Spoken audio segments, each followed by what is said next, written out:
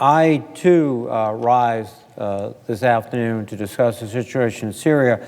Let me commend my colleague, Senator Romney, for his very thoughtful and very timely and very important comments. We all recognize that the situation in Syria is highly fluid, but it is important, I think, to state the case with respect to the President's decision to acquiesce to President Erdogan's offensive against the Kurds. The President's decision is a disaster for our partners in the fight against ISIS and the United States foreign policy more broadly spoken. While I welcome the temporary ceasefire announced a short time ago and hope that a permanent ceasefire can be achieved, it does not absolve President Trump of responsibility for his betrayal of our Kurdish partners and his role in unleashing violence and instability in northern Syria.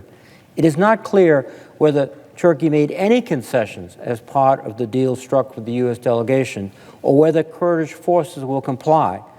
If not, I am concerned that additional violence is likely to follow, and we will have little leverage to prevent it. In fact, there is a quote attributed to the Turkish Foreign Minister, Mevlut Cavusoglu, by the White House reporter for CNN, and she quotes the Turkish Foreign Minister as saying, "This is not a ceasefire. We will pause the operation for 120 hours in order for the terrorists to leave.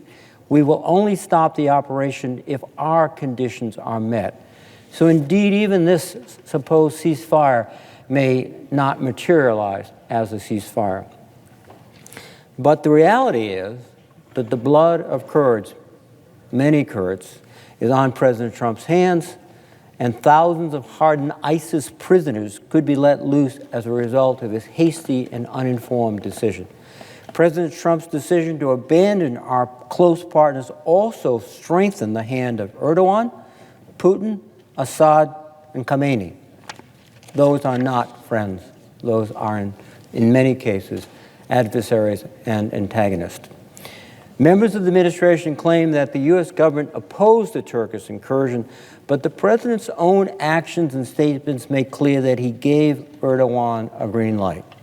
The president ordered our military to begin a phased withdrawal from Syria last December, a decision that prompted the resignation of former Secretary of Defense Mattis and surely gave the Turks the impression that he would fold when pressed by Erdogan.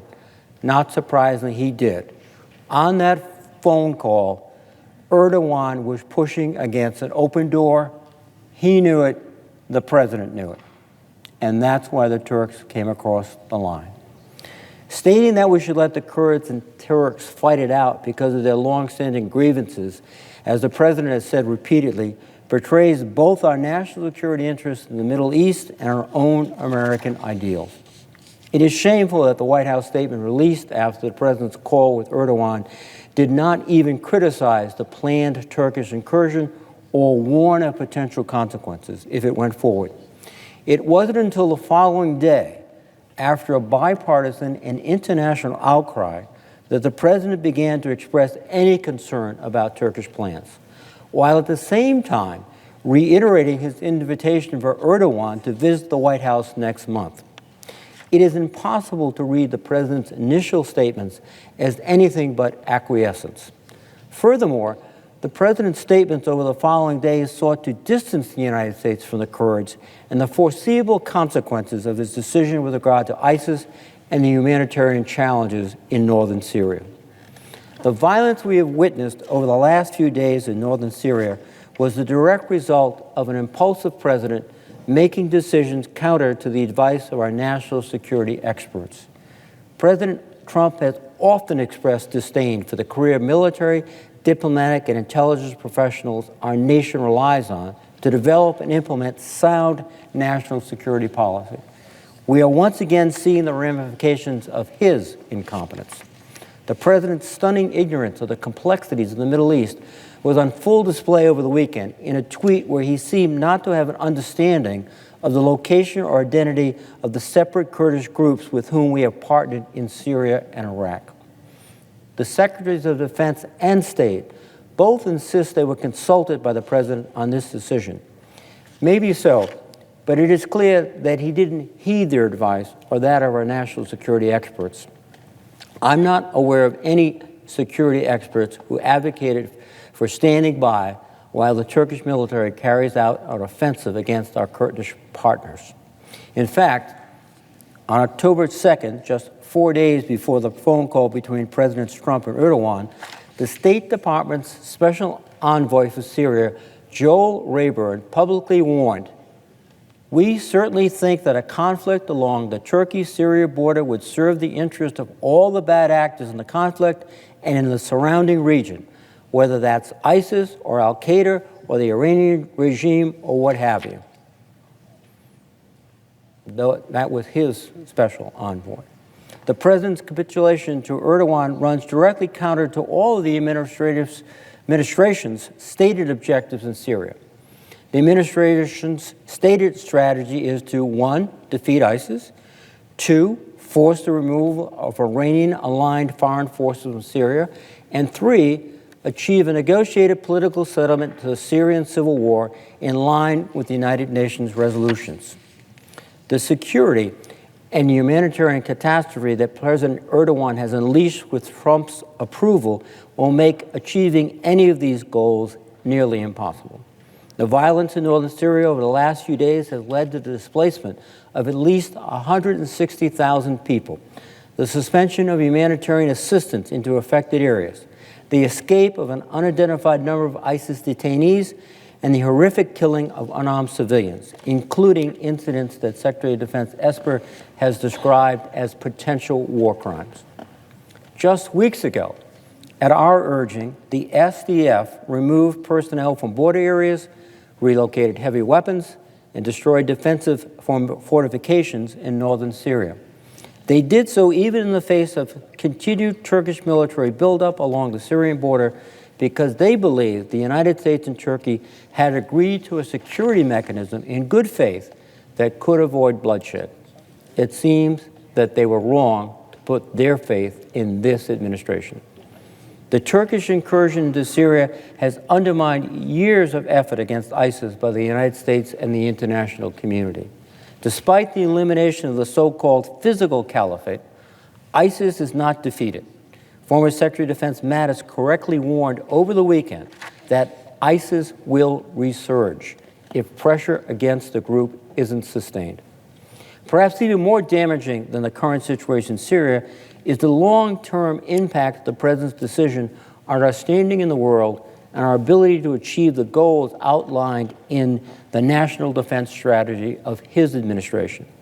The President's short-sighted abandonment of the Kurds is a strategic disaster that raises grave doubts among our allies and friends about whether the United States, under this President, can be counted on to defend our shared interests.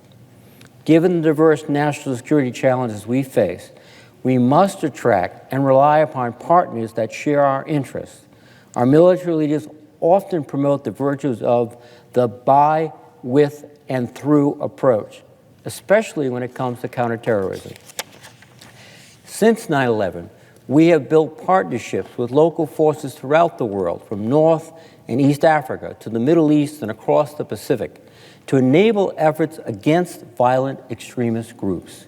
We have sought to apply exquisite capabilities only possessed by the U.S. military to support local partners doing the preponderance of the fighting and dying in service to our shared objective of containing and defeating such violent groups. Contrary to President Trump's assertions, we are not engaged in an endless war in Syria. In fact, the U.S. partnership with the SDF should be viewed as a model of how to leverage an economy of force commitment of U.S. military capabilities to achieve strategic effects, thereby obviating the need for large numbers of U.S. personnel to be put at risk. In Syria, relatively small numbers of U.S. forces on the ground enabled a Kurdish and Arab ground force of approximately 60,000 personnel. With our help, the SDF liberated millions of innocent civilians from the violent oppression of ISIS and defeated the so-called physical caliphate. Some have estimated that the SDF, the Syrian Defense Force, made up of Kurds and some Arab Syrians, lost more than 10,000 fighters taking on ISIS. It's true that many who joined the SDF did so to liberate their homes from ISIS. However, it is also true that even after their homes were liberated, the SDF, Kurds and Arabs alike, continued to pursue ISIS all the way through the Euphrates River Valley, where the last remnants of the physical caliphate were ultimately defeated earlier this year. The SDF was not only fighting for themselves, they were also fighting for us. They were fighting to help ensure that there were no more ISIS-directed or inspired attacks like those carried out in Paris, Brussels, Istanbul, Orlando, and San Bernardino. After the SDF successfully liberated the territory formerly controlled by ISIS, they also maintained custody of more than 10,000 ISIS detainees, including more than 2,000 foreign fighters, even when many of their home countries refused to take them back. Given the sacrifices of the SDF in the fight against ISIS, it was particularly insulting for President Trump to imply that the SDF may not now be releasing ISIS detainees to get us involved, in his words, in the ongoing violence in northern Syria. As our military leaders will tell you, our partnership with the SDF was not only built on our shared opposition to ISIS, but also trust established between our forces fighting shoulder to shoulder against the common enemy. They deserve more from the United States and President Trump in the face of demands by Turkey's autocratic leader. Given all the SDF has sacrificed in furtherance of the fight against ISIS and our partnership, our betrayal of their trust is nothing short of appalling. Again, just days before President Trump's fateful call with Erdogan, the Deputy Assistant Secretary of Defense for the Middle East publicly stated that we, quite frankly, could not carry out our national defense strategy if it weren't for partners like the SDF. I fear that the President's impulsive abandonment of the Kurds has done significant and lasting damage to the standing of the United States in the world, shaking the confidence of our allies and losing valuable partners in a region where the United States has critical national security interests. Congress and the international community must send a clear, bipartisan signal to the President that we do not condone the Turkish incursion into northern Syria or the President's decision to abandon the Kurds. President Trump must rescind the invitation for President Erdogan to visit the United States in November. We should not welcome an autocrat who is responsible for endangering our troops on the ground in Syria, the release of dangerous ISIS fighters, the mass displacement of hundreds of thousands of civilians, and violence against non-combatants, which, if reports are true, may amount to war crimes. The United States does not need to stand alone in condemning the violence in northeastern Syria. Our partners in the counter-ISIS coalition share our concerns about the damage the Turkish incursion has caused to our efforts to defeat ISIS and the potential humanitarian cost. The United States should take the lead within the United Nations and NATO to organize efforts to denounce Turkey's actions and restrain the tragic consequences. We must also redouble diplomatic efforts to seek a negotiated settlement to the Syrian civil war that is consistent with UN Security Council Resolution 2254 and protects the equities of the SDF and civilians living under their protection.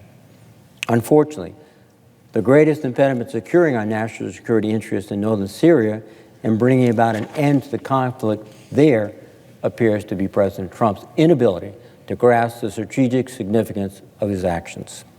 And with that, Mr. President, I would yield the floor